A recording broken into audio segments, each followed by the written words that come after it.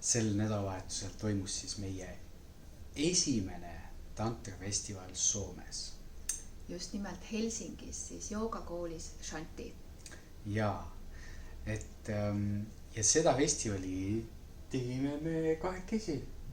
Just, et ka Külli oli meil tiimis, aga see idee ja ütleme ka teostus ja organiseerimine, et see siis sai meil ilusti purki. Ja no loomulikult olid meil õpetajad, kes seda ruumi aitasid luua ja vabatahtlikud, kellele me oleme siiralt tänulikud kogu selle organisatoorse poolest. Jah, et ilma nendeta ei oleks seda saanud toimuda ja tegelikult ei oleks see saanud ka toimuda ilma teieta, armsad osalejad, et meil on nii hea meel, et selline mõnus tantra perekond tuli siis ka Eestist siia meid toetama ja osa saama sellest nädalavahetuse imelisest loomisest.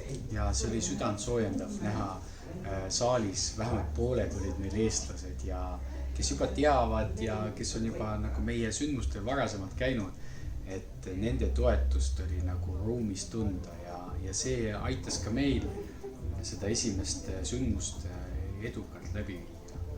Jah, et tegelikult mõtleme küll, et Soomemaa ja naabrid oleme ja kõik on nii samamoodi, aga tegelikult seda festivali korraldades ja organiseerides me kogesime, et see on ikkagi hoopis teistmoodi, et soomlased käituvad teistmoodi, nende ootused on teised ja et kuidagi neid nagu üles äratada, pead sa ka teistmoodi neile seda nii-öelda kandikul ette tooma. Ja neile lähenema, eks ole. Aga sinu jaoks, mis oli sinu nagu highlight sellelt festivalilt? Ma tean, et sul oli see aasta palju festivale, kus sa kas ise osalesid või kohal käisid või ise tegid.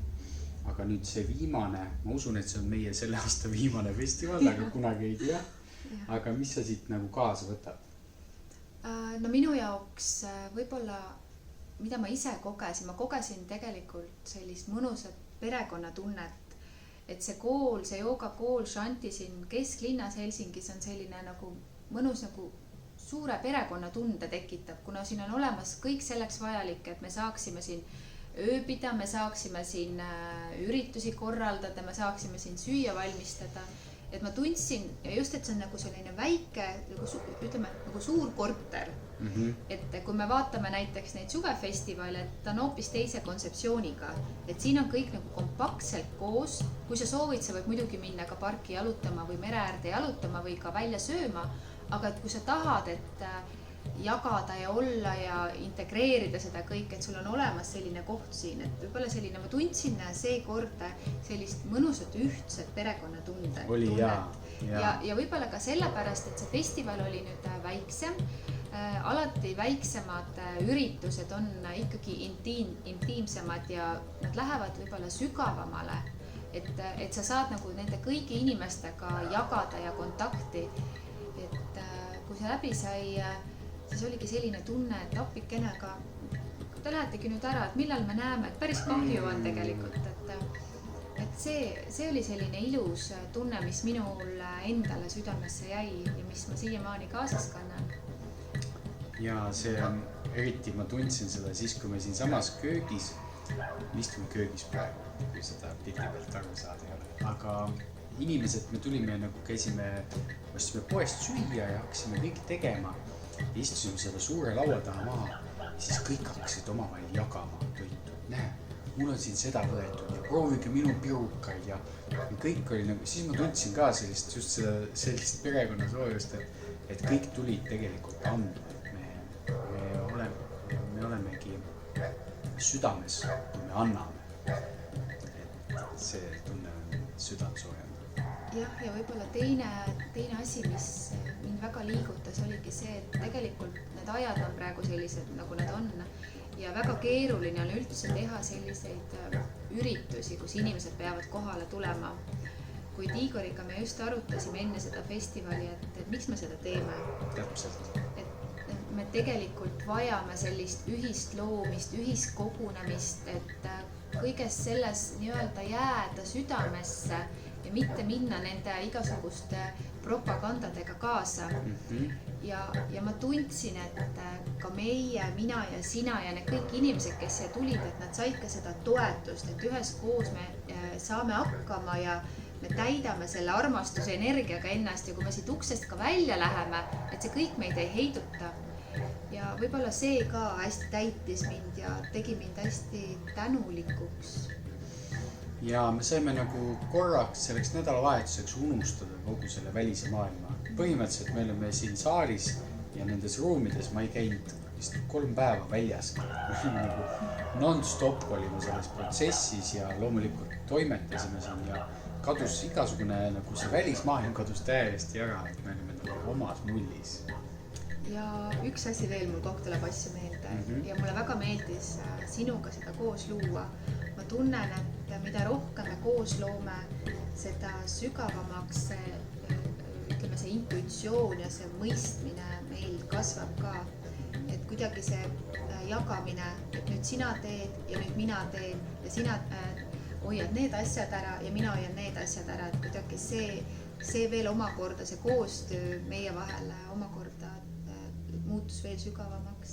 Ja eks see oli ka, kohati olid meil väljakutsed ja me saime nagu neid nurki veel natukene maha lihvida, et seda koostööd ladusamaks teha, aga me võtsime endale väga suure kohustuse tegelikult kanda, kuna me ei leidnud kokka, siis kõigi õpetajate ja vabatahtlike toitlustus oli siis põhimõtteliselt Bella õlul. Meil oli muidugi väga armsad vabatahtlikud ja nagu inimesed, kes olid nagu vabast tahtest valmis panustama, et alati leidus keegi, kes meid aitas. Ja, aga me saime siin töötubade vahel ja vahepeal töötubade ajal siis harjutada seda köögitantsu ja üheskoos siin nende pottide ja pannidega ja ringi joosta ja inimesed käisid ja vaatasid ja pildistasid meid, et vau, mida te siin teete. Aga ma küsiksin sinu käest, et mis oli sinu jaoks selline highlight või mis sinu südame helisema pani? No järjekordselt ma pean tunnistama, et näha soomlasi, nii nagu Sacred Earth Festivali, näha soomlasi naermas ja rõõmus, et niimoodi lõkkerdamas, see oli minu jaoks see nagu highlight, et me saime nii põhjamaise rahva, nii sellise vaoshoitud inimesed saime panna lõkkerdama nagu väiksed lapsed. See oli nii vahva oli neid näha, kuidas nad seal kõik rõõmust niimoodi ukerdasid ringi ja naersid ja üksteist niimoodi kallistasid ja see oli nagu tõeliselt ilus. See emotsioon, see rõõmutunne on võib-olla see kõige ilusam kogemus, mis sellised festivalid saab. Sest tegelikult, kui mina olen elanud siin pikemalt ja kui ma vaatangi soomlasi, siis nad on hästi sellised vaoshoitud ja armastavad, et kõik on öeldud ette, millal see algab, millal see lõpeb, mis seal saama hakkab, et nende elus ei ole ruumi nii palju mängule ja spontaansusele. Ja see on väga suur erinevus tegelikult eestlaste ja soomlaste vahel, et kui ma vaatan näiteks eestlasi, kes tulevad tantrafestivalile, et nemad nagu lähevad selle vooluga kaasa ja usaldavad seda rohkem, aga soomlane on jah, et teda soomlast nii-öelda üles soendada, see võtab ikkagi palju rohkem aega. Et ma usun ka, et me tegime nüüd selle avapaugu ära, uks on niimoodi vaikselt virvakile jäetud, avatud, et nüüd on see alles selline teesillutus siia Soome poole. Jaa, et me tegime seda teistmoodi. Me teame, et on kohalikud tantraõpetajad, kes teevad regulaarselt töötubasid ja me oleme ka kuulnud, et mis seal nagu toimub. See, mis meie teeme, meil on natukene selline teistsugune käekiri. Teeme asju julgemalt ja teeme nagu sellist rohkem mürtsu. Me toome sinna sisse rohkem ka mängulisust ja spontaansust, sest tegelikult mina isiklikult olen aru saanud, et me kõik vajame seda, mina ise vajan seda samamoodi. Ja see, kui sa lihtsalt lähed nagu sellesse usaldusse, isegi sa ei tea, mis saama hakkab, see ongi alistumine ja lahtilaskmine ja sealt saabki siis sündida see nii-öelda see tervendus või see üdi. Sest kui sa tead kõik ette, siis tegelikult sa ei lase kontrollist lahti. Et et see ongi see meie erinevus Igoriga, et me loome turvalise ruumi, kus sa ei tea, mis saama hakkab, aga sa usaldad seda ja lähed sellega kaasa ja sealt algabki siis maagia. Vot selline oli meie festivali kogemus oktoobri lõpus 2021. Meil on olnud väga edukas aasta, aga see aasta ei ole veel läbi.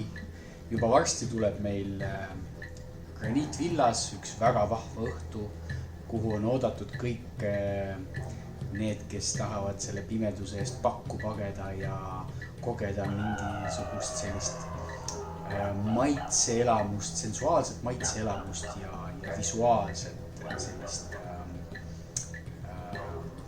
gurmeed. Ja ootame teid 4. detsembril Laitsesse Tauno Kangro juurde Graniitvillasse, sellisele sensuaalsele põnevale õhtule, kus siis on üllatus etteasted, kus on põnevas võtmes õhtusöök ja seda kirstordil on siis sensuaalne armastuse tempel teid ootamas.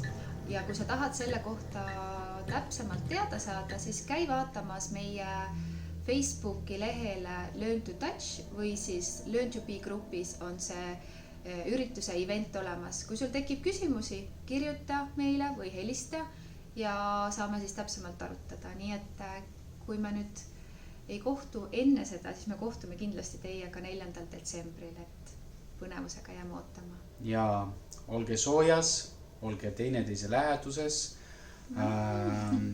Kasutage meie mõnusaid Learn to Touchi õppevideosid ja nautige seda pimedat sompust aega ja pange küünal põlema, tehke omale sooja kakaod ja olge teineteise kaisus. Mõnusat aasta lõppu ja maagilist aega. Ja, tšau.